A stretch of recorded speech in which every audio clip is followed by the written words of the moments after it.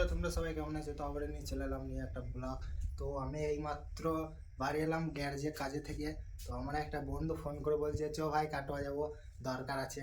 তো চলো এখন যাওয়া যাক, কাটোয়া যাবো।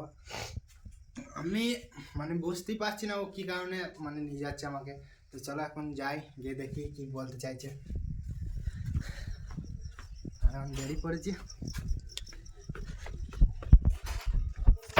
নিয়ে যাবো এমটিটাকে, নিয়ে যাবো এমটিটা ঢাকাতে আছে, এমটিটা বার করে নিই।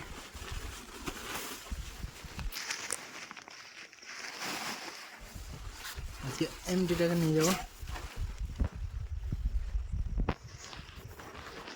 আর ওইখানে আছে বাবার পুরোনো গাড়িটা। তো চলো আমি এখন যাই, বন্ধু এখন দাঁড়িয়ে আছে, বন্ধুর কাছে এখন পৌঁছায়, গিয়ে ফোন করছে বারবার করে।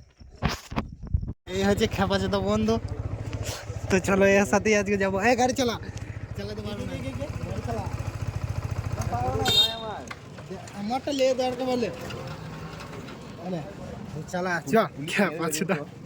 হেলমেট আনবো। তো চলো এখন আমরা কাটা যাবো।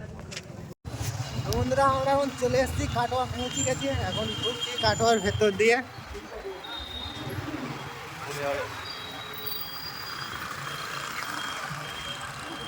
বিরিয়ানি দোকান খুঁজে পাচ্ছি না, চিনি না তো, ঘন্টার কালে আসি না। তো চলো, তো গাইস আমরা ওখানে প্রথম এই কাটোয়ার ভেতরে এসেছি, তাও আবার জীবনে বিরিয়ানি দোকান খুঁজে পেয়েছিলাম। কি করে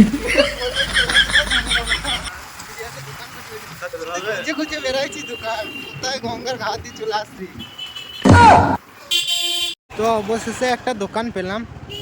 গোটা কাটোয়া খোঁজার পর এই মাথায় ঢুকেছি, ওই মাথায় বের হয়েছি। তো অবশেষে লাস্টে একটা পেলাম, ঘোড়াঘাটে দোকান। এই দেখো বিরিয়ানির দোকান, ঠিক আছে, এই সাইডে লাগা। কি করে শালা খাবে বলে এখন বসে আছে। এটা হচ্ছে চুল কাটা সেলুন, কিন্তু চুল কাটা সেলুন না, এটা হচ্ছে যে বিরিয়ানির দোকান। ওখানে লেখা আছে আনলিমিটেড বিরিয়ানি।